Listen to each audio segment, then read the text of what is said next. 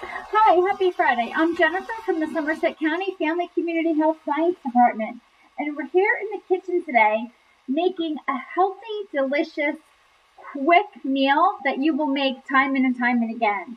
Okay, it's a chicken spinach rice casserole.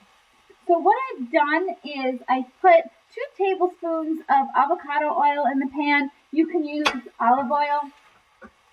And I've added a little salt and pepper and garlic powder and just sauteed it for about 5 to 6 minutes until it's nicely cooked through.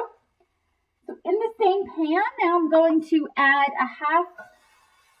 a cup, well really it was just a small onion that I diced up. Now if you don't want to use a whole onion, you can use onion powder in the seasoning with the chicken, but I like to use a real onion for more nutrients, more flavor, more texture. So we're going to let this saute just for a few minutes. And then I'm going to add in the fresh spinach. And again, when you make casseroles, the ingredients are very versatile. So if you have frozen spinach, you can use that as well. What you're going to do is pre-cook that in the microwave and really make sure that you squeeze out all of the wet moisture because you don't want the wetness in here. That's why I like using fresh spinach. And what I've done is about a 5-ounce bag. So the recipe will say about 6 cups, but just grab one of these bags. And I finely chopped it. So I'm just going to wait until the onions get a little brown and soften. And then within minutes, the spinach will be nice and wilted. Okay, let's add that into here. I know, it's always so amazing because you have so much volume when it's raw, and then when you cook it, it's down to nothing, right? But spinach is one of my go-to. Every week when I go food shopping, there's a bag of spinach in my cart, and I always have it on hand in my fridge. Whether I am eating it as a salad or put some of it in with lettuce or just putting it in so many dishes, chicken meatballs, soups, and casseroles like this. And my favorite really is just to saute it with a little olive oil and fresh garlic and just have it on the side if I'm having salmon or especially fish or steak. Okay, this is almost wilted down.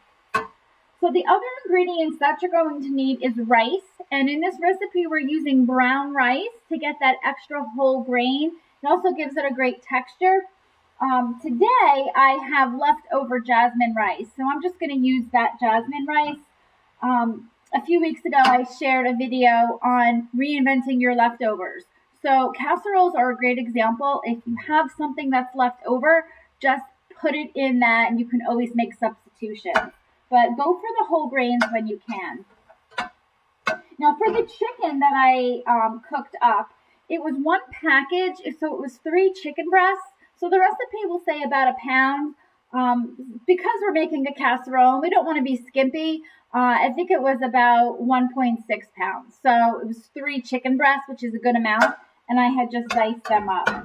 Okay, so I'm going to add this chicken back to the pan. The chicken is already cooked. We're going to add the other ingredients for flavor. So we're going to do 2 tablespoons or 1 tablespoon of Dijon mustard. This is, again, a great pantry staple to have on hand because you can make homemade salad dressings. You can use this in glazes for chicken and salmon. It just gives all your food such a great flavor. And then we're going to do 1 cup of the rice. And then 1 cup of Greek yogurt. Now make sure it has some fat content because that's what's going to give it a creamy consistency. Don't go for a fat-free. I am using a 2% plain Greek yogurt. And I love using Greek yogurt in recipes because this is an added place where you can add extra protein as well. So we're just going to add that yogurt in there. It'll give it a nice tangy complement with the Dijon mustard. And we're just going to mix this all together. And that's it. So you can see we're very simple ingredients. Just going to coat it. Now I have my oven heating at 350 degrees.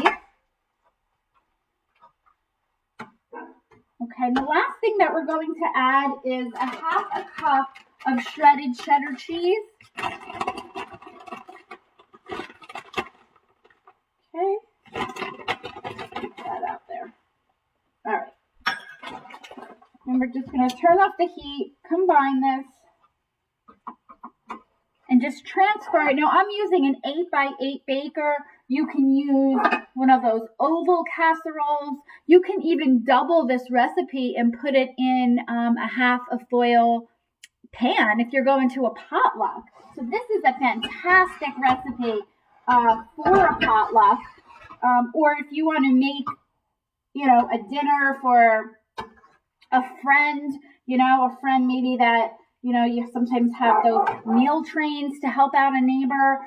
This is such a perfect dish for that because it's a one-pot meal. You have your protein, you have your vegetables, you have your whole grains, and it's just delicious.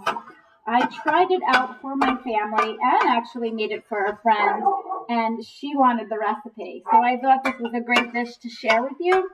And you can even meal prep this ahead of time. You can do everything ahead of time, pop it in the fridge, and then when you come home from work, just cook it in the oven at 350 degrees for about 25 minutes. And then you have meal ready to go. Or you can pre-cook the whole thing and then just heat it up. Because if you're busy like I am, I have a baseball player and a softball player, and we are coming and going. So this dish or any kind of casseroles like this are fantastic for on the go. So I'm going to put this in the oven, bake it for 25 minutes, pause, and you'll come back and see the finished dish. Okay, I've taken the casserole out of the oven. It's been cooking for 25 minutes, and you can see the cheese on top is all melted. It has a slight golden brown to it. It smells amazing. So dinner is served. See the comments below for the recipe. And like I said, you can make your own changes. Use onions or onion powder, fresh garlic or garlic powder, frozen spinach.